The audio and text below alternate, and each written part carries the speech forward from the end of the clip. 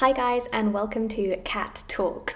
Now today I'll be talking about what I learned from completing my first ever novel-length fanfiction and what you guys can take away from the experience if you're looking to start a fanfiction or a story on Wattpad or something that you're going to be releasing on a blog. Alright, so tip number one is set up a schedule. Now I've talked about this before. It's so important to have a deadline and a schedule and a day that you publish every chapter. Now you can deviate from this by a few days if you've had a particularly stressful week and you let your readers know in advance, but the most important thing is to have a schedule and to stick to it as much as you can. Now this means for me it was Saturday and it was 9 a.m. in the morning European time that I released most, if not all, of my chapters. I think there's one that I released on a Sunday because I had been asked to travel abroad for work. But other than that, I try and release on the same day every week. People get used to the consistency. They like having, I've had several comments that say they really liked having my story to wake up to on a Saturday, which is such a compliment. Yes, so that's one of the first things that I would suggest you do, and force yourself to stick with it. Now, following on to that, I would suggest that you write a couple of chapters in advance to your releasing. So be at least on chapter 5 before you release chapter 1 into the wild, and know that it's a story you like and that you know where it's going. This gives you a couple of weeks of buffer in case something happens, you need to move house, or you're working overtime for a week. You can quickly build back that content, that buffer. But if you are writing chapter by chapter and releasing chapter by chapter, it's much harder when life happens to kind of bounce back and get back into the rhythm really quickly. And your readers, well, having experienced that interruption, might assume that you've stopped writing altogether, and that you don't want to do that to them. Poor dears.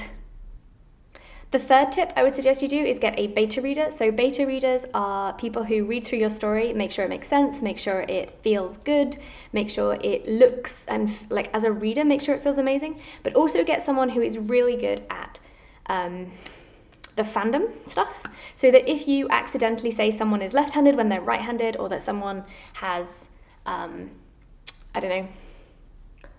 something has been invented during the show or the book or the film, it clearly hasn't, maybe they can pick that up. I also think it's really important to find a beta reader who has the opposite skill set to you, or complementary skill sets. So for example, I would say, or my readers actually would say, that my characterization is really good, my dialogue is really good, but perhaps my scenery descriptions need work.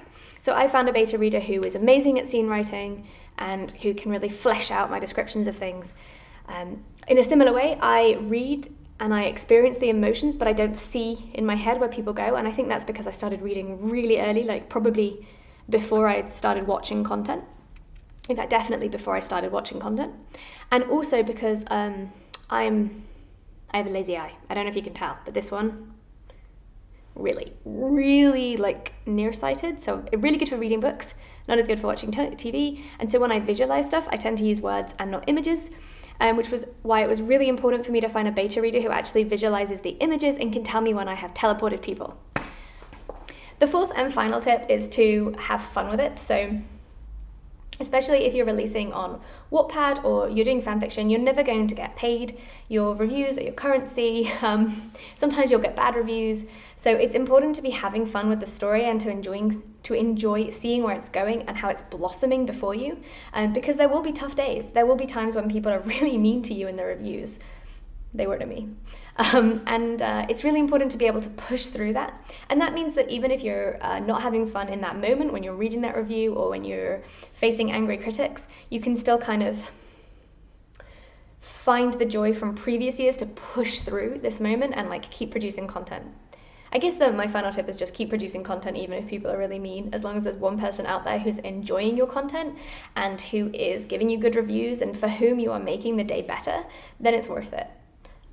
As long as it isn't obviously negatively impacting your life. So I guess that comes with the caveat of, if everyone's really mean and you are finding it difficult to produce content, not because you're afraid of rejection or not because you're afraid of their reaction, but because they are actually like bullying you or just being dicks. Can I say that word?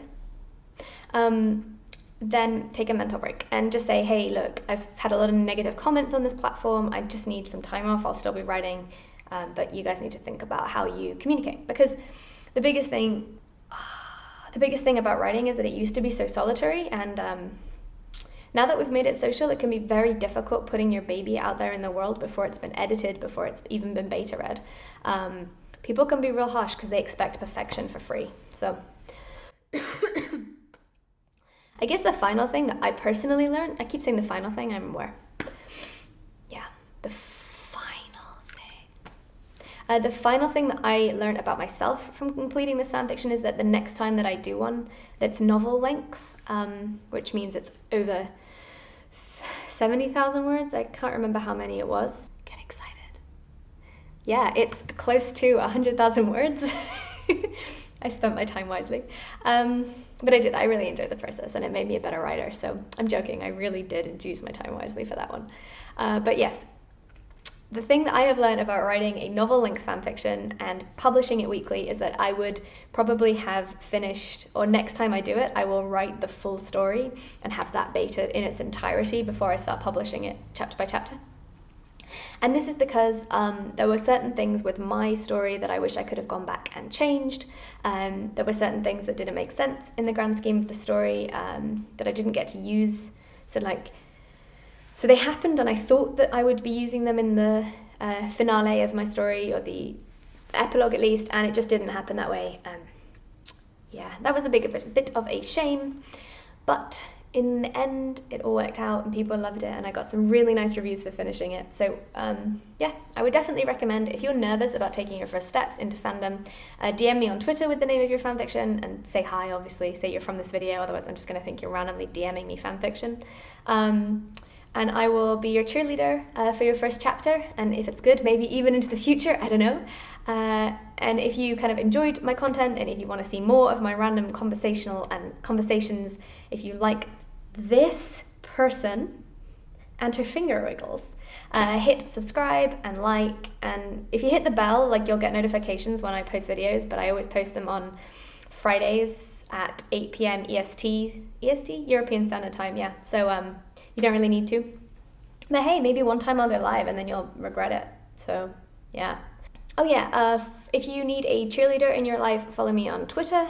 I'm at Catherine Talks. And if you're dying for more of me in your life and you just want to see my unmade up sleepy face every day, I post book vlogs on my story over at Instagram, and then I post book reviews on my feed. I think that's what it's called. The thing that people can read, wall, feed, I don't know. But that's what I post on Insta. Yeah, every third day, and then occasionally I post like, come check out the cat's YouTube channel on Insta as well, but that's not as common. Yeah, so that's me. Smell you later. Ciao.